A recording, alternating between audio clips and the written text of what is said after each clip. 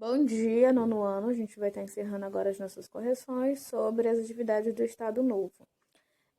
A primeira questão, ela vai pedir que vocês marquem a alternativa correta ao que se pede. Vamos lá, o texto.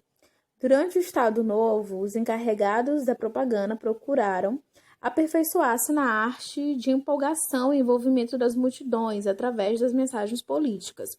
Nesse tipo de discurso, o significado das palavras importa pouco, pois, como declarou Goebbels, não falamos para dizer alguma coisa, mas para obter determinado efeito.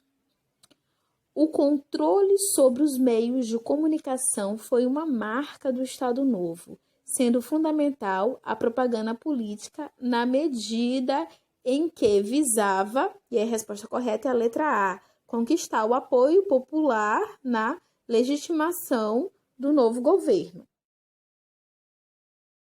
Segunda questão, observe o gráfico com atenção. Taxas anuais de crescimento em porcentagem. Aí tem as datações, né? E aí a letra A diz: o que se pode concluir pela leitura do gráfico? Conclui-se que entre 1933 e 1939, o crescimento do setor industrial superou em muito o agrícola. Além disso, é possível concluir também que durante a Segunda Guerra, em 1939 a 1945, o crescimento industrial sofreu uma queda considerável, porém continuou sendo mais alto do que a da agricultura. Letra B. Que fatores ajudam a explicar o fenômeno mostrado no gráfico?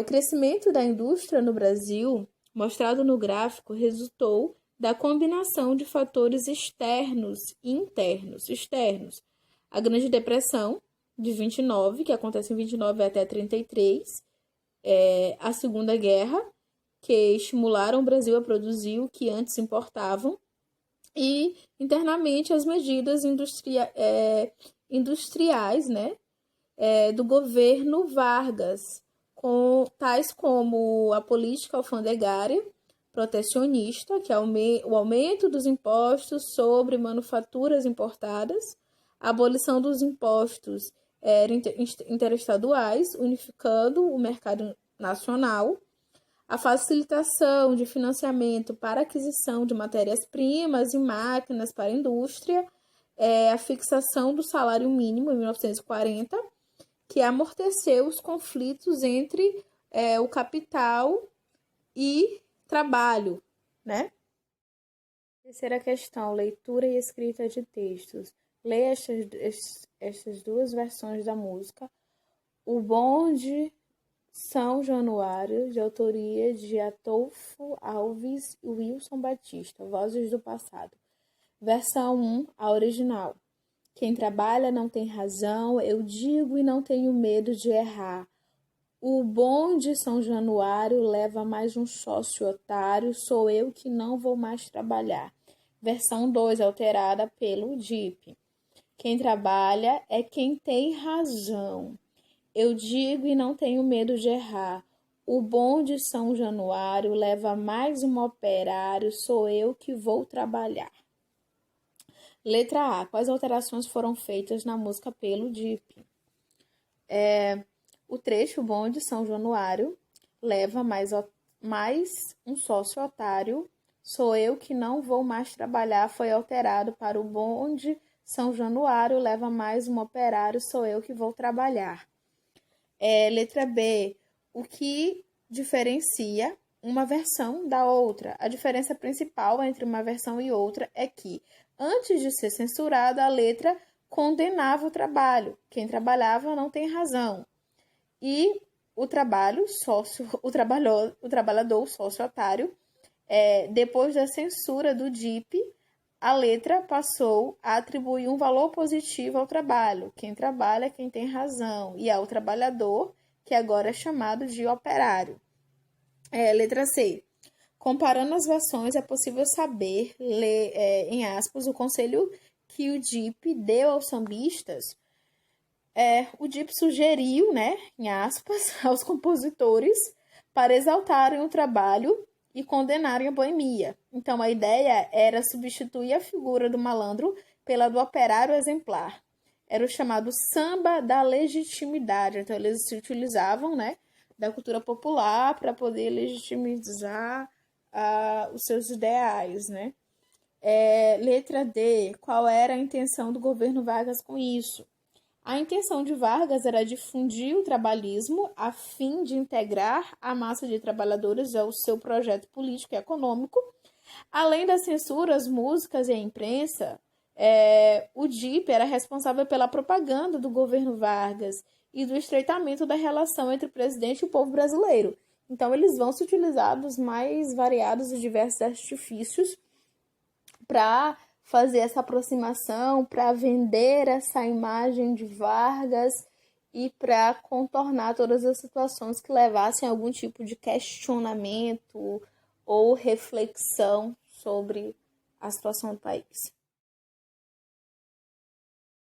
Quarta e última questão, vozes do presente. O texto a seguir é da historiadora Ângela de Castro Gomes.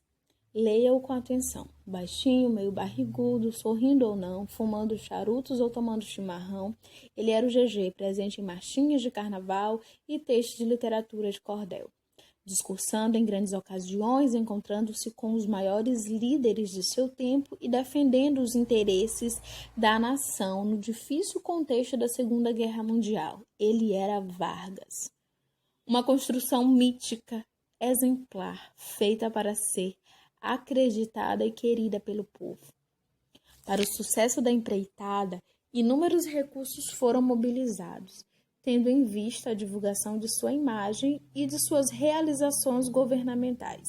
E, nesse sentido, um fundamental ponto ainda deve ser destacado.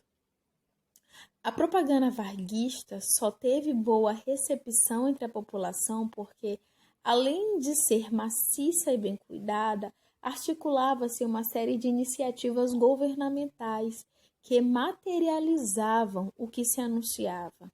Havia um vínculo efetivo entre o que se dizia e o que a população experimentava concretamente.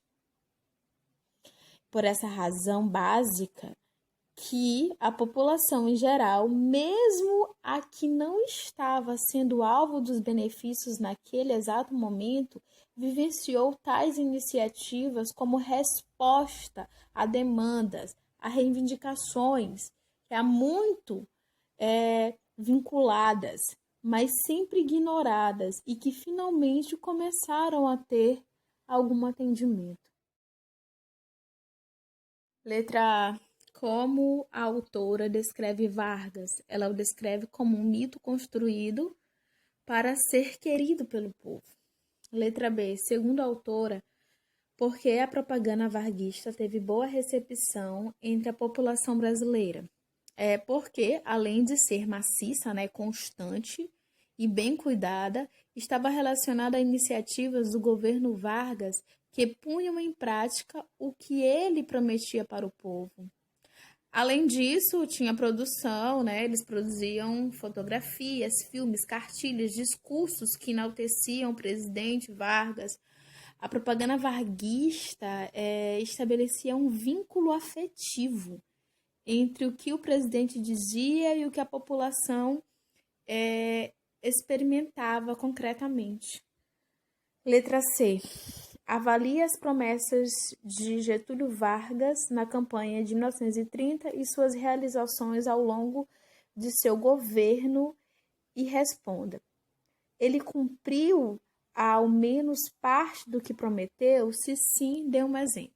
Sim, um exemplo, Getúlio prometeu os direitos trabalhistas e os cumpriu, ao menos em parte, já que esses direitos alcançavam apenas os trabalhadores das cidades.